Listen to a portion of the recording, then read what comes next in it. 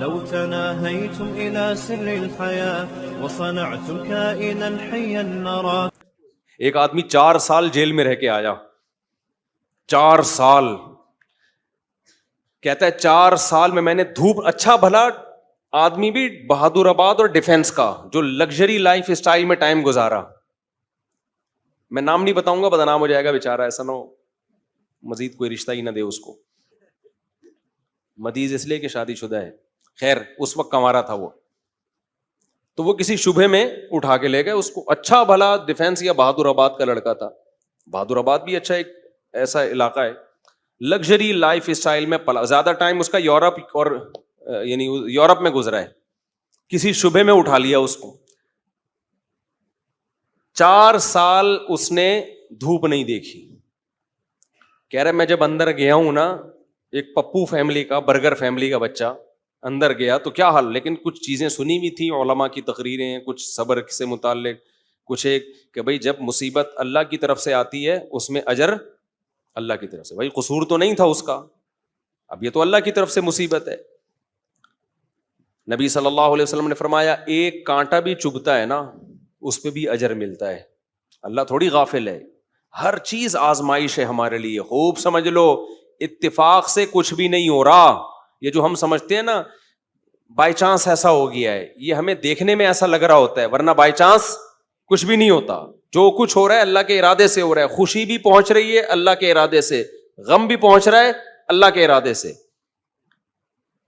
تو نبی نے فرمایا کہ جس کو خوشی پہنچتی ہے نا مسلمان کو, کافر کو خوشی پہنچتی ہے کہتے بائی چانس, یہ ہو گئے میری لک ہے, وہ لک کہتا ہے اس کو, لک ہے.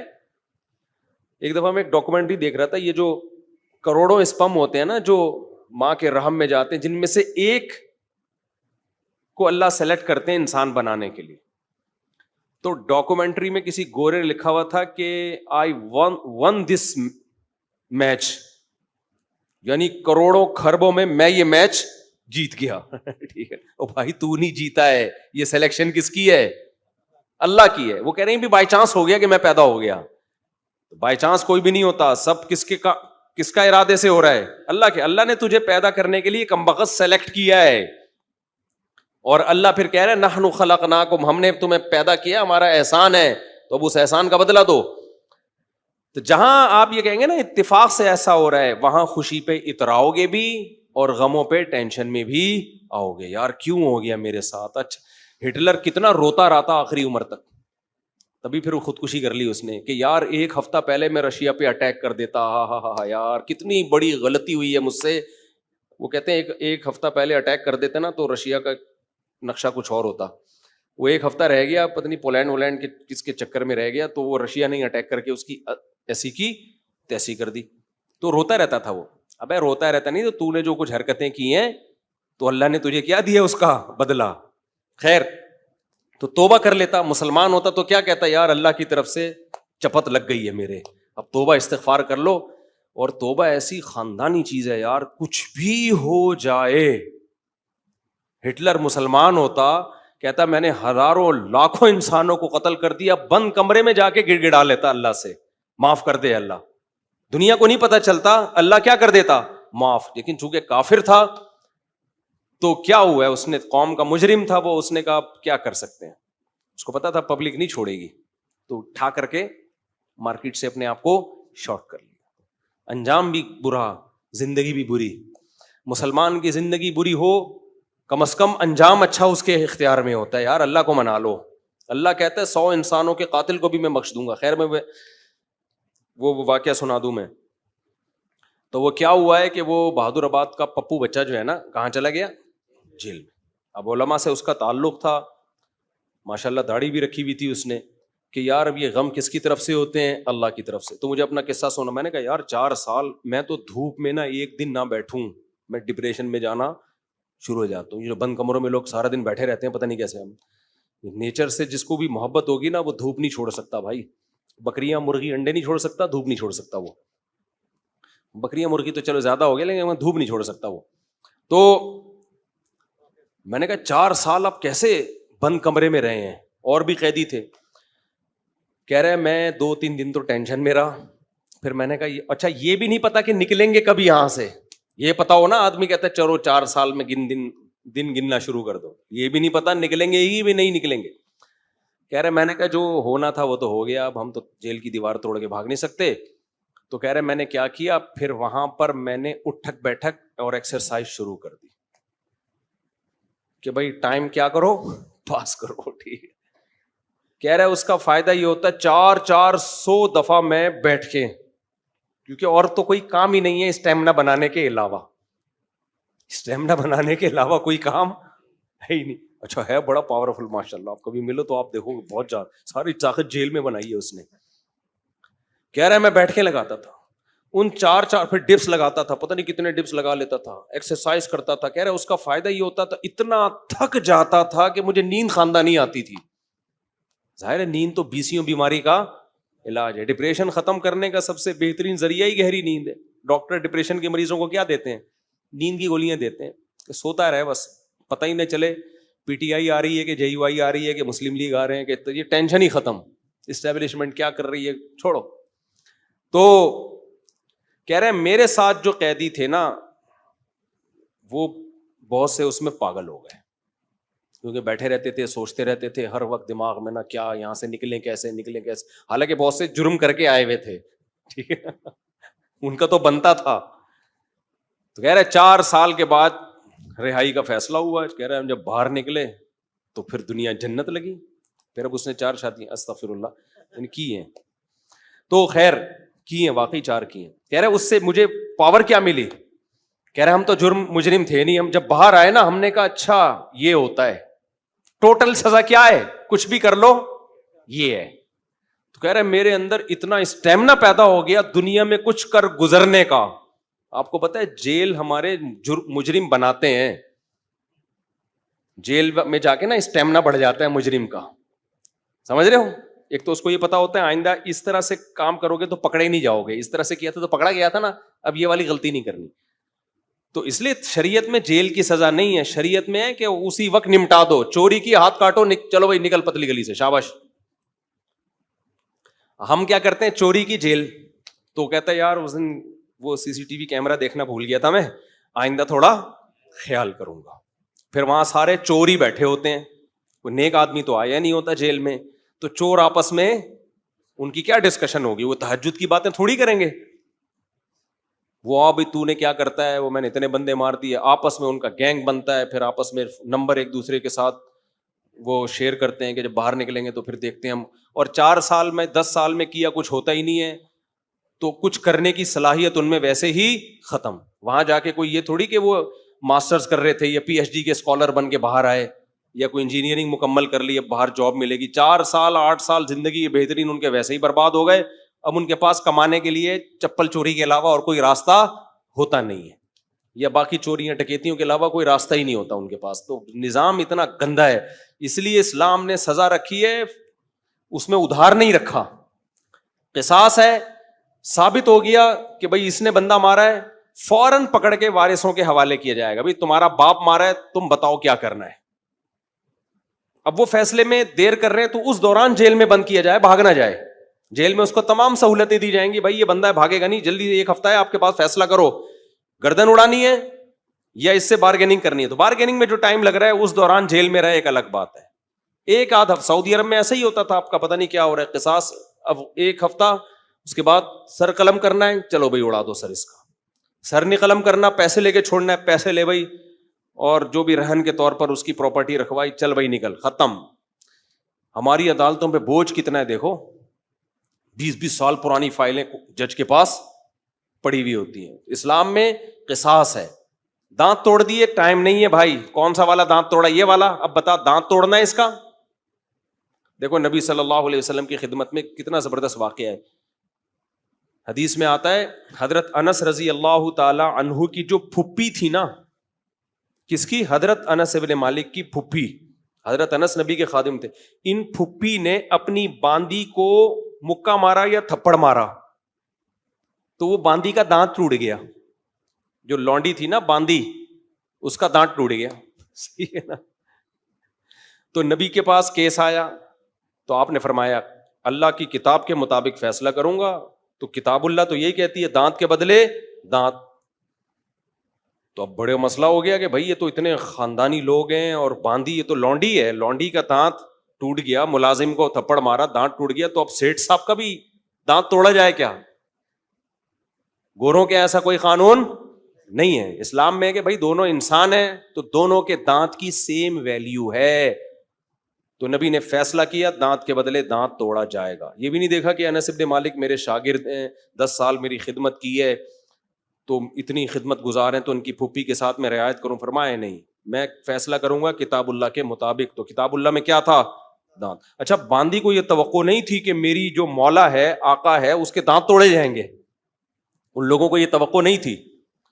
تو جب نبی نے فیصلہ کیا نا تو پھر انہوں نے پھر معاف کر دیا کہ بھائی, انہوں نے کہا کہ یہ تو ہماری مولا ہے, مالکن ہے, میں اس کا دانت کیسے توڑ سکتی ہوں. تو پھر انہوں نے خود ہی معاف کر دیا. تو پھر نبی نے, کیونکہ اس کو حق ہے, تو کیس 2 منٹ میں کیا ہو گیا؟ ختم. اگر انگریز کی حکومت ہوتی یا ہماری پاکستانی حکومت ہوتی, اب تک چل رہا ہوتا وہ کیس. دونوں مر چکے ہوتے, دونوں قبروں میں جا چکے ہوتے, ابھی تک ان کے دانت کے کیس کی فائلیں بولو موجود ہوتی, اور پوسٹ مارٹم ہو رہا ہوتا کون سا والا دانت ٹوٹا تھا, ہلا تھا یا ٹوٹا تھا, ان کے مکے سے ٹوٹا. ایسا گندا غلیظ نظام ہمارے اوپر مسلط ہے, اس میں انصاف کے علاوہ سب کچھ ملے گا آپ کو. تو اسلام نے کیش سزائے رکھی ہے ٹھک ٹھک ٹھک کر کے کہ بھائی تھپڑ کے بدلے میں کیا ہے؟ تھپڑ. تو قصاص کا نظام رکھا ہوا ہے اللہ میاں نے بڑا زبردست. وَكَتَبْنَا عَلَيْهِمْ فِيهَا أَنَّ النَّفْسَ بِالنَّفْسِ وَالْعَيْنَ بِالْعَيْنِ وَالْأَنْفَ بِالْأَنْفِ وَالْأُذُنَ بِالْأُذُنِ وَالسِّنَّ بِالسِّنِّ وَالْجُرُوحَ قِصَاص. کیا زبردست آیت ہے. اللہ فرماتے ہیں ہم نے لکھ دیا ہے آنکھ کے بدلے آنکھ. کسی نے تمہاری آنکھ پھوڑی ہے, تم کورٹ میں جاؤ گے, جی اس نے آنکھ پھوڑی ہے, یہ ثابت کرو گے, دلائل سے ثابت کر دیا, کورٹ کہے گی تو بھی پھوڑ دے اس کی یہ والی آنکھ. البتہ یہ کام ڈاکٹر سے لیا جائے گا, ویسا نہ ہو پھوڑنے پھاڑنے میں کچھ اور ہی نہ پھوڑ پھاڑ دے, اتنا لمبا چھورا مارے کہ پیچھے سے ہی نکال دے. تو اس میں ماہرین سے مدد تو لی جائے گی, لیکن یہ ہوگا بھائی آنکھ ضائع کی ہے تو تمہاری بھی آنکھ ضائع کی جائے گی. دانت توڑا ہے, سن بسنی, دانت کے بدلے دانت. سمجھ رہے ہو؟ تو یہ پوری قرآن نے ڈیٹیل بیان کی ہے. یہ ہوتا ہے انصاف, اٹ از کالڈ انصاف. اس میں جس نے جرم کیا شراب پی کے آیا تھا یا بغیر شراب کے کیا ہے, اس سے کوئی فرق نہیں پڑتا. یورپ امریکہ میں ہوتا ہے پی کے آپ نے دانت توڑ دیا تو کہتے ہیں سزا ہلکی ہے, کیونکہ آپ پیے ہوئے تھے, آپ کو ایکچولی پتہ نہیں تھا کہ میں کیا کر رہا ہوں. اسلام کہتا ہے پینا یہ آپ کا ہیڈ ایک ہے, جو جرم پینے کے بعد ہوگا آپ کو اس کی پوری پوری سزا ملے گی. تبھی اسلام میں احناف کا یہ موقف ہے کہ شراب پی کے طلاق دے دی تو ہو جائے گی. آپ یہ نہیں کہہ سکتے کہ میں نشے میں تھا, ہو جائے گی طلاق. کسی حدیث سے نہیں ہمیں پتہ چلتا کہ نشے میں طلاق واقع نہیں ہوتی, خوب سمجھ لو. تو اگر شراب کسی نے خود پی ہے تو وہ اس کا ایسا نہیں ہے کہ اپنے تصرفات اس کے کالعدم ہوں گے. تو بندہ مارے گا, شراب پی کے بندہ قتل کر دیا نا تو شرابی سے قصاص لیا جائے گا. حالانکہ قصاص تو ایسی چیز ہے جو شبہے سے بھی ساقط ہو جاتی ہے. سمجھ رہے ہو؟ دیکھو ایک مثال دیتا ہوں. آپ نے ڈنڈا گھمایا, کسی کے سر پھوڑ دیا, وہ مر گیا, تو قصاص نہیں ہے, آپ کو قتل نہیں کیا جائے گا, دیت دی جائے گی. وجہ اس کی یہ کہ اس میں اس بات کا امکان تھا کہ ہو سکتا ہے یہ قتل نہ کرنا چاہ رہا ہو, غلطی سے بندہ مر گیا ہو. جیسے موسیٰ علیہ السلام نے تھپڑ لگایا تھا قتل کرنے کی نیت سے تھوڑی, تو وہ بندہ ہی مر گیا. اب اس میں قصاص تھوڑی ہے بھائی, ہم نے جان کے تھوڑی مارا ہے. تو ڈنڈے میں اس بات کا امکان ہوتا ہے کہ بھائی ویسے ہی پتھر مار رہا ہو تو قتل کی ارادہ نہ ہو. آلہ جارحہ جسے کہتے ہیں نا, جو قتل ہی کے لیے بنے, بندوق ہے, چاقو ہے, اس سے کوئی مارے گا تو قصاص ہے. سمجھتے ہو کہ نہیں سمجھتے؟ ہاں, ڈنڈے سے کسی نے مارا اور دلائل سے پتا چل گیا کہ اس کی نیت ہی قتل کرنے کی تھی, وہ ایک الگ بات ہے. لیکن نارملی جو ہے نا, جب قتل کے لیے آلہ جارحہ کا ہونا ضروری ہے. اب مسئلہ یہ ہے, میں بات ہی پتہ نہیں بھول گیا جو بتانا چاہ رہا تھا. یہ میں نے ڈنڈے والی مثال کیوں دی ہے؟ ہاں دیکھو, میں بتانے کا مقصد یہ تھا کہ ذرا سا بھی شبہ آ جائے نا کہ پتہ نہیں اس کی نیت قتل کی تھی یا نہیں تھی, تو اس کا فائدہ کس کو ہوگا؟ قاتل کو. اس سے قصاص نہیں لیا جائے گا, کیونکہ ہو سکتا ہے یہ قتل نہ کرنا چاہ رہا ہو, غلطی سے بندہ مر گیا ہو, یہ تو سر پھوڑنا چاہ رہا ہو, خالی تھپڑ مارنا چاہ رہا ہو. لیکن شراب پی کے کسی نے بندہ مار دیا نا چاقو سے یا بندوق سے, یہاں شریعت قاتل کو فیور نہیں دیتی. حالانکہ یہ زیادہ فیور بنتا ہے, یار اس کی نیت تھوڑی تھی, تو پی کے ٹہل رہا تھا. تو احناف یہی کہتے ہیں امام حنیفہ کہ جب قاتل کو شراب کے بعد اتنا سا فیور نہیں دیا جا رہا حالانکہ اس کا دماغ کام نہیں کر رہا تو طلاق تو قصاص سے کم درجے کی چیز ہے. اس میں اگر کوئی پی کے طلاق دے گا نا تو ہو جائے گی, سمجھتے ہو, کیونکہ اس کے اس جرم کو فیور نہیں دیا جائے گا اس پہ, کیونکہ پی کیوں تو نے, وہ کہہ سکتا ہے نا میں تو پی ہوئی تھی تو مجھے کیا پتا, پینے سے پہلے تو تجھے پتا تھا نا, پینے کے بعد کچھ بھی ہو سکتا ہے, بندہ بھی مر سکتا ہے, بیوی کو ڈیورس بھی ہو سکتی ہے. یا ایک مشہور سوال ہے کہ پی اس نے سزا بیوی کو کیوں دے رہے ہو, تو طلاق میں شریعت نے مرد کے تصرف کا اعتبار کیا ہے, اس میں عورت کی پوزیشن کو نہیں دیکھا ہے کہ وہ مظلوم تھی یا ظالم تھی, مرد کی, کیونکہ طلاق کہتے ہیں مرد کی ملکیت سے چیز کا نکلنا, اس میں شریعت نے یہ سمجھا نقصان مرد کا زیادہ ہو رہا ہے. سمجھتے ہو کہ نہیں سمجھتے ہو؟ تو اب یہاں پر بھی یہی ہے کہ اگر کوئی بلا وجہ بیوی کو طلاق دے دے تو بھی تو عورت کا کیا قصور ہے, لیکن پھر بھی ہو جائے گی. تو ہم کہتے ہیں شراب پی کے دے رہا ہے تو بطریق اولا ہوگی. تو آج کل بہت زیادہ ہو رہا ہے, اور پھر لوگ فتوے دائیں بائیں سے لے آتے ہیں کہ جی وہ فلاں نے, سعودیہ کے مفتی نے فتویٰ دیا ہے طلاق نہیں ہوئی چونکہ پی ہوئی تھی, فلاں نے فتویٰ دیا. آج کیا ہوا ہے, ایک آدمی نے کھڑے کھڑے بیوی کو 6 طلاقیں دی ہیں, سب نے یہاں کے مدارس نے فتویٰ دیا, طلاقیں ہو گئی ہیں. سعودیہ کے کسی مفتی سے لائیو ویڈیو کال پہ بات کی, اس مفتی نے بولا کہ میں کسی فقہ شقہ کو نہیں مانتا, کوئی طلاق نہیں ہے. تو میں نے کہا یہی اس کے جاہل ہونے کی دلیل ہے کہ 1400 سال سے جو اسلامی قانون مرتب ہوا ہوا آ رہا ہے, اس جاہل آدمی کو وہ پتہ نہیں ہے, اور یہ اٹھ کے آیا ہے اسلام سکھانے کے لیے. تو یہ جو کہتے ہیں نا فقہ شقہ نہیں مانتا, اس کا مطلب ہوتا ہے سارے گھاس کھا رہے تھے, ہم اکیلے آئے ہیں دنیا میں جو اب قرآن و سنت کو ہم نے سمجھا ہے. خیر, تو کہاں سے کہاں بات چلی گئی, بہت اسپیڈ مار رہا ہوں آج میں. ہاں, بہادر آباد سے پھر وہ جیل سے نکلے. ہاں, تو یہ میں عرض کر رہا تھا کہ اسلام کا نظام کتنا بہتر ہے یار. زنا کیا ہے 100 کوڑے مارو, چھوڑ دو بس اس کو, پھر ملامت نہ کرو اس کو. شادی شدہ نے زنا کیا, رجم کرو, قصہ ختم, چلو بھائی. کمارے نے زنا کیا, 100 کوڑے دونوں کو چترال لگاؤ اور چھوڑ دو ان کو. کسی نے زنا کی غلط تہمت لگا دی, 80 کوڑے لگاؤ, چھوڑ دو, چل بھائی. کیس نہیں ہے لمبے لمبے, سمجھتے ہو کہ نہیں سمجھتے ہو, تو لمبے لمبے کیس نہیں ہے. تو ہمارے یہاں تو بہت ہی گندا نظام چل رہا ہے یار, اللہ بچا کے رکھیے, جیلوں سے اللہ بچائے. جیلوں میں خارش کی بیماریاں لگتی ہیں, پتہ ہے آپ کو, ایک دوسرے کی پھوڑے پھنسیاں ٹرانسفر ہو رہے ہوتے ہیں, گندگی کا ایک نظام ہے, بہت ہی گندا نظام ہے جیلوں کا. تو وہ صاحب جیل میں 4 سال جب کاٹ کر آئے تو کہہ رہے ہیں میں اتنا کانفیڈنس پیدا ہو گیا, لیکن چونکہ بندہ 2 نمبر نہیں تھا, جب 2 نمبر نہیں تھا تو برائیوں کی طرف نہیں گیا, اچھائیوں میں کانفیڈنس پیدا ہو گیا. تو اچھائی آپ کو پتا ہے, جس نے میرے بیان سنے ہو, ایک اچھائی تو اس کو پتہ ہی ہوتی ہے کہ شادیاں میں نے 4 کرنی ہے. تو کہہ رہا میں جیل سے باہر نکلا نا, بیانات میرے سنے میں تھے, تو کہتا ہے میں نے سوچا کہ اب کسی کا باپ میرے کو روک کے دکھائے 4 شادیوں سے, کیونکہ اتنی ٹینشن جیل میں, کہہ رہے میں نے اٹھا لی ہے کہ اب ٹینشن میرے لیے مسئلہ نہیں, کیونکہ دوسری میں آدمی ٹینشن کی وجہ سے نہیں کرتا نا, کہہ رہے ٹینشن کی ایسی کی تیسی. دیکھو اس نے صبر کیا نا, تو یہ جیل اس کے حق میں کیا ہو گیا, مفید. اگر صبر نہ کرتا, جلد بازی والا کام کرتا, جیل میں بیٹھا رہتا, یہ کیا ہو رہا ہے میرے ساتھ, میں نے تو کوئی ایسا گناہ نہیں کیا, اللہ کو میں ہی ملا تھا. کبھی حکومت کو گالیاں دیتا, کبھی پولیس کو گالیاں دیتا, کبھی فوج کو گالیاں دیتا, کبھی عمران خان کو, کبھی مسلم لیگ کو, کبھی کس کو. ان پہ کچھ بھی اثر جو بھی نہیں رینگتی ان کے اوپر, کیا خیال ہے, ان پہ جو بھی نہیں رینگتی, کسی پہ کچھ بھی نہیں ہونا تھا.